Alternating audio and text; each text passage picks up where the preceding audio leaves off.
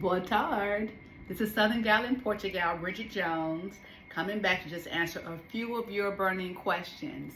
As a chef, of course, as you know, I'm always asked particular questions about Southern food, its origin, is all Southern food created equal? So that is what I want to chat about in this evening. As you can see, I'm in my lovely apartment here in Porto. I'm so happy that I get a chance to bring you guys into my personal space. My apartment is my happy place, and the kitchen is my therapy. I'm one that actually loves to cook, and for me, cooking is therapy. So whenever I can get in the kitchen and cook and put my hands in food and just have some time to reflect and think, life is always better. So I'm in my favorite place. I welcome you guys to come and just sit and just relax and enjoy this space with me. So one of the first questions that I want to answer is all Southern food created equal? And my answer to that question is not in particular, because as you know that there are different dialects of Southern food depending on where in the U.S. that you came from. You know, you have the U.S. the South spans from from the East Coast. You have the North and South Carolinas. You have Florida all the way to Texas. Louisiana is of course in the mix.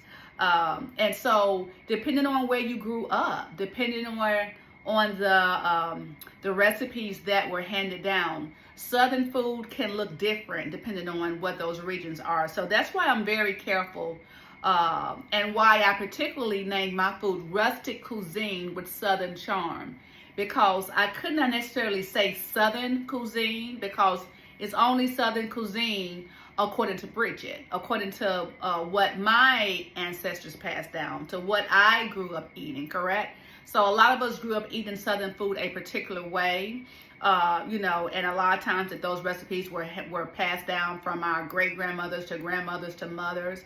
And so I want to be very careful and compassionate in not saying that your version of Southern food is wrong or that my version of Southern food is correct. How I classify Southern food in particular, I believe across the board that Southern food has a particular flavor to it. So Southern food should be flavorful. That does not mean it should be salty.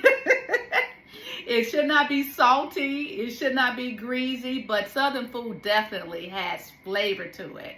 And so it is a flavorful cuisine, regardless of where you grew up in the States. It's not necessarily a spicy cuisine, except that's a part of the umami of Southern food. So I would say Southern food, first and foremost, it is flavorful. And also Southern food, for the most part, is homemade in my particular definition of Southern food. So I cannot tell you how excited I get when I walk into a food establishment and they tell me that something is homemade on the menu. And let me tell you, I am utterly disappointed if I go to a place and they tell me, like for instance, banana pudding. Banana pudding is my favorite all-time dessert. And I cannot tell you how many times I was utterly destroyed when I came with the promise of homemade banana pudding, and it was some chess cookies and whipped cream and all of that, and like store-bought custard. I cannot tell you how disappointed. You want to crush my Southern heart? Tell me something is homemade, and then I bite into it and it's not. I'm gonna be pissed. So I would say for the most part, Southern food is homemade. It's made from scratch. And not everything, I'm not saying everything has to be particularly made from scratch, but like the base, anything that is of importance, it definitely should be made from scratch. Of course, there are some pre-made things that we can buy in the stores that are very close to being homemade. But I would say 75 or 90% of your recipe when it comes to Southern food, it really should be made from scratch in the most important ways. When it comes to like making a roux, or when it comes to like, for instance, making homemade biscuits, there are certain things that you cannot have a shortcut in when it comes to Southern food. So it definitely should be homemade. It should not be necessarily always semi-homemade, which is what you see. But if that's what you grew up with, because some people grew up with Southern food and it was semi-homemade. And you guys probably remember a show that was geared toward semi-homemade. And there's nothing wrong with that according to your particular family history, but be very careful how you label something that's semi-homemade. It's still not homemade. It's not 100% from scratch. So Southern food should definitely be homemade.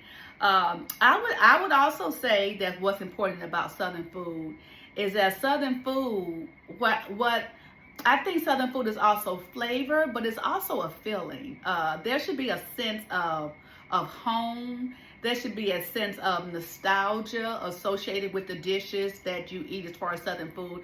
I should be able to taste a dish, and it should be able to transport me somewhere in my past, whether it be like my grandmother made a dish that was very similar to this. This reminds me of a dish that my mom used to make growing up. So there's a certain level of nostalgia that should be associated with Southern food. And I say that because nowadays people are putting everything in everything. You know, we love to tweak recipes, and there's nothing wrong with making recipes your own. But I would say if you really want to stay true to the craft, that there are certain things that you have to follow the recipe or it has to be more in line with tasting something that is reminiscent of what we had before. And the irony is, me living here in Portugal, in northern Portugal in particular, it was very ironic how that I live in the north, but a lot of the food that I eat here in the north is very reminiscent of what I ate in southern United States. So I do love that about the northern region of Portugal. A lot of their food is very reminiscent on what we grew up eating. I never forget one time I went to my butcher here in Porto, and I was getting some ham hock cut up. First off, he tried to talk me into not getting ham hocks cut up into pieces because of the bone, but I had to convince him it's okay. I know how to pick the bones out. I don't want a big hunk of meat, just one piece. I want to be able to use this ham hock, which was huge in different recipes. But when I was telling him, how I was going to use a ham hock, his response was, so you eat like us. And so that is something that I'm very proud of, and that I'm always fun to hear that how even though I'm in a different region of the world, how that the food that I prepare here in some kind of ways is reminiscent of what the people here are used to eating like. So I have not had any problems when it came to really finding the raw ingredients of what I need to make certain dishes like pinto beans or making red beans and rice. I've had good access to the raw ingredients here. The only thing that I bring here to the mix for the most part is the spices, because I grew up eating Southern food. I know what Southern food is supposed to taste like. And honestly, I would say this, I think I have a super palate. I think that's a term for that. But I have such a discerning palate when it comes to food. So I know what food is supposed to taste like. And I know if I taste a dish, I can tell you what might be missing in it. I have a very keen sense of taste when it comes to knowing what's missing in this. So of course, I have recipes in my family that were passed down, but for the most part, I don't necessarily follow a recipe when I cook. Even your dishes, when I'm cooking for my clients, I do not concentrate on a recipe unless it's something that is taking me totally out of my element. And yes, I do prepare dishes, or I have prepared dishes that I have never cooked before that a client might have requested, and I might rely on a recipe. But even in that, I'm still looking for ways of how to make that particular recipe my own. And so so I have this discerning palate to be able to taste something and to determine what is missing in it, or what could be added to elevate it. As a chef, one of the things that we are prone to always doing, we are always trying to one up our recipes, not one up somebody else's recipes.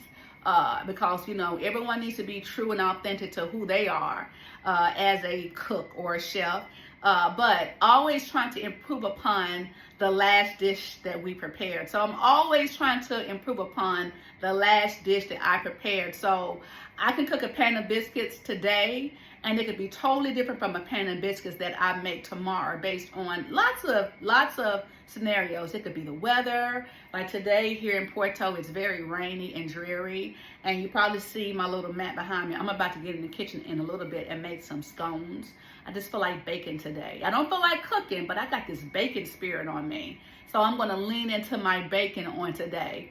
Yeah, but I do love how, like I said, you know, being very discerning and knowing what to add to our dishes to elevate them. And then lastly, when it comes to Southern food, there definitely should be a respect to the ancestors. As you know, probably have jokingly heard about, they say that black people in, you know, as far as a culture, we don't stop seasoning our food until the ancestors tell us to stop. And I would have to say that is absolutely true. Like sometimes, you know, we be in the kitchen and we don't know what we're doing, but it's almost like a little pinch of that. Oh, that's enough, baby. Because you can always add more later than what you can subtract, right? And so leaning into the ancestors, leaning into listening and having that ear or that feel of when it's time to, when a dish is right, or when it's seasoned enough, or when it's needed enough. I would say this in particular when I'm making biscuits. For me, biscuits are all about a feeling. And there are sometimes as I'm kneading the dough, I can tell by how the dough feels, whether or not it's going to be a good pan of biscuits. Or that when I'm cutting it out, I can go, this is going to be a very good pan of biscuits. I've gotten that tactile sense to know what that actually feels like. And I know that has a lot to do with listening to my ancestors and being open to when I'm cooking. Like I said, you know, cooking is like my happy place. It's my therapy. And it's also a time when I can be quiet and listen and just reminisce about my grandmother or about a particular nostalgic memory associated with that dish. So always leaning into what my ancestors, how are they telling me, what can I do to make this dish absolutely fabulous today? And can I tell you, there have been lots of moments where my ancestors took over my kitchen and they just showed out. I mean, the people pick up their dishes and I'm like, ooh, this is really good today. You're going to really enjoy this.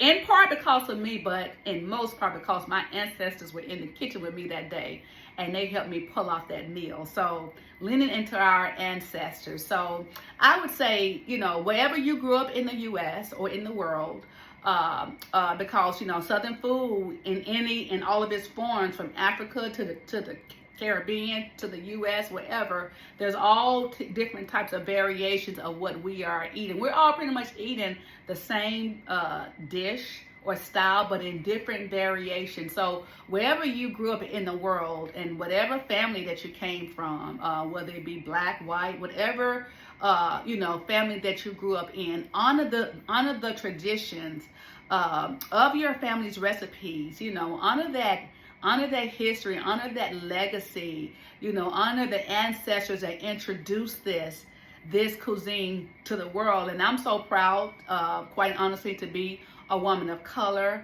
I'm so proud of the heritage that we have, the rich heritage that we have when it comes to being the pioneers when it comes to Southern food, you know, and how it has changed over the years and how it has evolved, and how new people have came on the scenes, and how older generations have through oral history or through written recipes, how that they have passed down this legacy, this gift that we have, that we hold so dear when it comes to the family recipes that we house in our hearts or in our cookbooks. So yeah, so that's what I would like to leave with you on today. As far as, you know, is all Southern food created the same? It's not. But every version of Southern food should be appreciated. And I'm so happy that not only do I have Southern gals, but I also have Southern gents. I have gentlemen that also grew up with Southern roots. And they had women that taught them how to cook. You don't know how blessed you are as a man to be able to have that skill set. So all of my Southern gents out there, holla!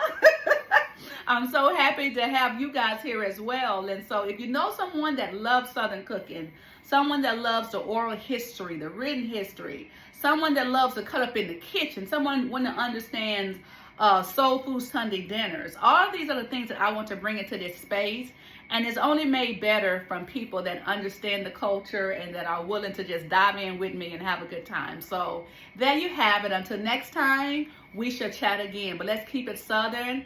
Again, this is Southern Gal in Portugal. You can follow me here on YouTube at Southern Gal in Portugal. I'm also on Instagram and Facebook, Southern Gal in Portugal. And if you ever have any questions, you can always feel free to reach me at info@southerngalinportugal.com. So thank you for joining me when we are on this journey serving up rustic cuisine with Southern charm.